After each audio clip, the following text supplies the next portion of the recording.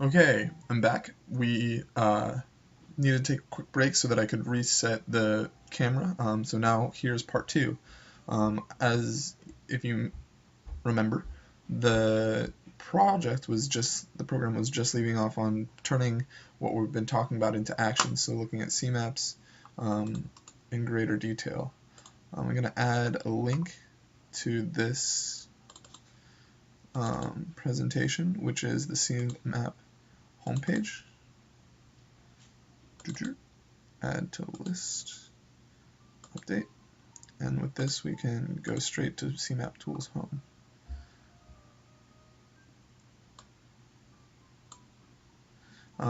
You can see here how the CMAP tools can look. Their homepage itself at the International Human Machine Computing, I believe that's what the IHMC stands for, use their CMAPs. So back to the map itself. I'm also going to add the download link so that anyone that is looking at this can eventually go straight to the page. And CMAPs are, like I mentioned in the last video, for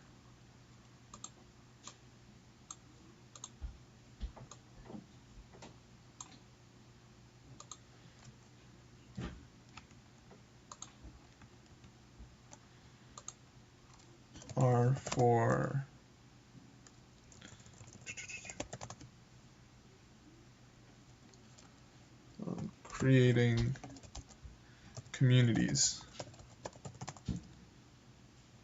that interact with each other.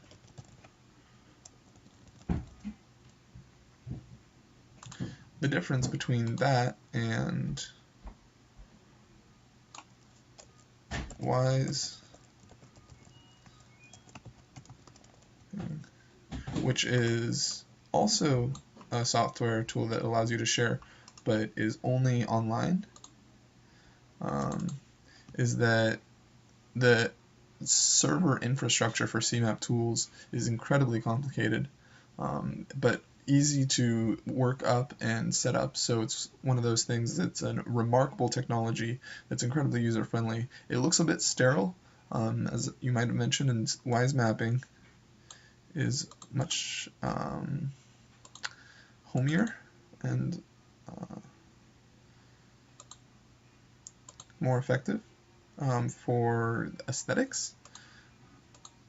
Look at it here. But it's incredible how many tools and opportunities this has as well. So I'll go ahead and even log into my account.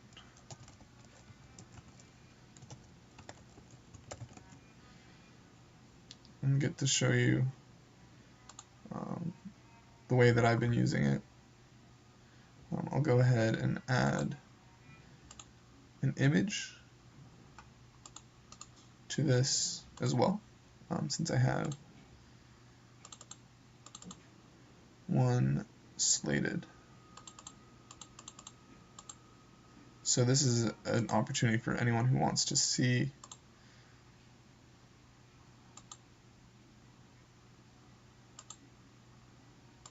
there we go, to be able to. Let's go back to the web page.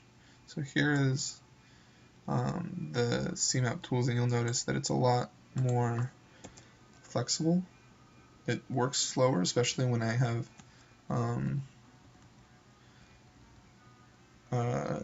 really intense maps like you see here, but smaller maps. This is is an incredibly fast program,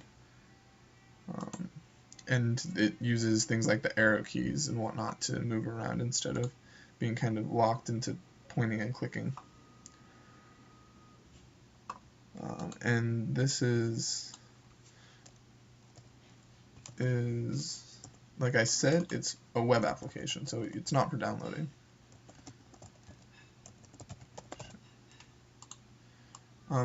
At this point, I'd like to mention that if anyone has any questions, I'm really open to conversation and would love if people would like to get to know more about what I've been doing with this stuff, and have ever any guidance or advice that they'd like to offer.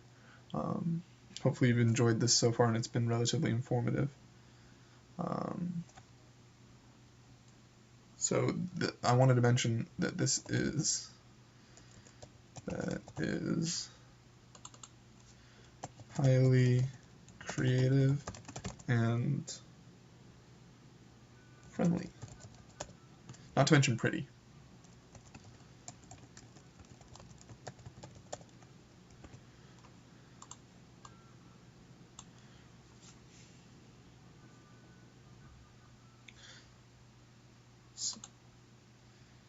So one thing in common with both of these is that they, I'll just leave it and mention it, but are for effective design. So finally, I'd like to motivate, add one last piece, two last pieces, that this is eventually one main goal, which is motivates students, teachers, businesses to solve problems. The problem-solving capabilities of metaphors make it so that no matter what, you can create some type of tool to give yourself leverage. There's an example here, a remarkable example that looks at the way that scientists use concept mapping. Concept mapping itself started back in the 1940s, or was when it got really big. It was invented by a professor from Cornell, and Cornell actually has some of the most advanced studies of concept mapping. The other place that is incredibly profound is the Florida Institute, where IHMC is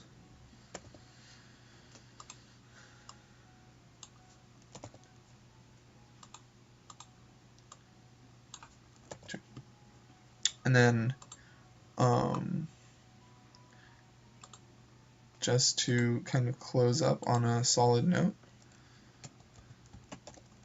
I just wanted to unify everyone in the audience and myself in understanding that we do this because we are praxis people. Praxis people. That means we take ideas, our theories, our thoughts, and turn them into action. And that's what concept mapping can offer. I hope that this was enjoyable and inspirational on some level. And like I said, please feel free to refer to any questions. My information is blaze at blaze.holden@outlook.com. You can find me there. I'm very consistent with checking my email. Alright, well, thank you very much, and I hope that concept mapping is something that you can feel mobilized and motivated to incorporate into your life now.